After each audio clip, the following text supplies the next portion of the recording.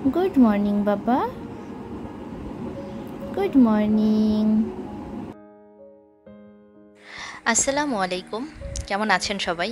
আশা করছি আজকের ভিডিও যে যেখান থেকে দেখছেন সবাই ভালো আছেন। আজকে দুপুরবেলার মেনুতে আমাদের ছিল হচ্ছে মুরগির মাংস আর সাথে ছিল লাউ। লাউ আর মুরগির মাংসের কম্বিনেশনটা আমার কাছে এত ভালো লাগে, আর ওই দিন লাউটা এত মজা হয়েছিল। যাই হোক, আমার আজকের এই চিকেনের রেসিপিটা হচ্ছে শুধুমাত্র তাদের জন্যে যারা হচ্ছে খুব দ্রুত মুরগি রান্না করে ফেলতে চাচ্ছেন, কিন্তু স্বাদ নিয়ে কোনো রকম কম্প্রোমাইজ করতে চাচ্ছেন না, বা তাদের জন্যে যারা হচ্ছে প্রথম প্রথম এখন রান্না শিখতেছেন, সব রান্নারই সহজ সহজ রেসিপি খুঁজতেছেন, তাদের জন্য আজকের এই রেসিপি।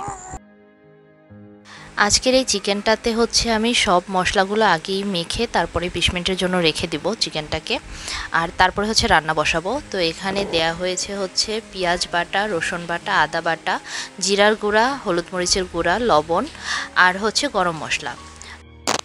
এবারে গরম তেলের মধ্যে পেঁয়াজগুলোকে বেরেস্তার মতো করে ভেজে নিব, আর এর ফলে হচ্ছে খুব সুন্দর একটা অ্যারোমা ছাড়ে, যেটাতে হচ্ছে চিকেনটা যখন রান্না করা হয় তখন খেতে আরও বেশি মজা লাগে। তো এবারে ম্যারিনেট করে রাখা চিকেনটাকে দিয়ে একটু নেড়ে নিয়ে তারপরে হচ্ছে ঢাকনা দিয়ে দিচ্ছি। এই রেসিপিতে মাংস রান্নার ক্ষেত্রে সবথেকে বড় সুবিধাটা হচ্ছে আপনাকে খুব বেশি সময় ধরে রান্নার কাছে দাঁড়িয়ে থাকতে হবে না।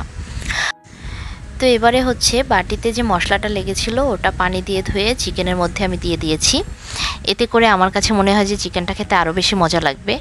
আসলে এটা হচ্ছে যার যার নিজস্ব একটা ব্যাপার। যাই হোক, তো এরপরে হচ্ছে আমি একটু টমেটো কুচি করে মাংসে দিয়ে দিলাম। তরকারিতে টমেটো ব্যবহার করলে কিন্তু তরকারির কালারটা বেশ সুন্দর আসে, আর এই জন্যই আমি দেখা যায় ম্যাক্সিমাম সময় হচ্ছে মাছ মাংস রান্না করলে তখন একটু টমেটো ব্যবহার করি। আর এই তো আমাদের বাসায় হচ্ছে আলু ছাড়া কোনো তরকারিই খাওয়া যাবে না, সো আজকেও আমি আলু দিয়েই হচ্ছে মুরগিটা রান্না করে ফেললাম। আজকের এই রেসিপিতে আপনারাও চাইলে কিন্তু বাসায় মুরগি রান্না করে দেখতে পারেন, খেতে কিন্তু বেশ মজা লাগে।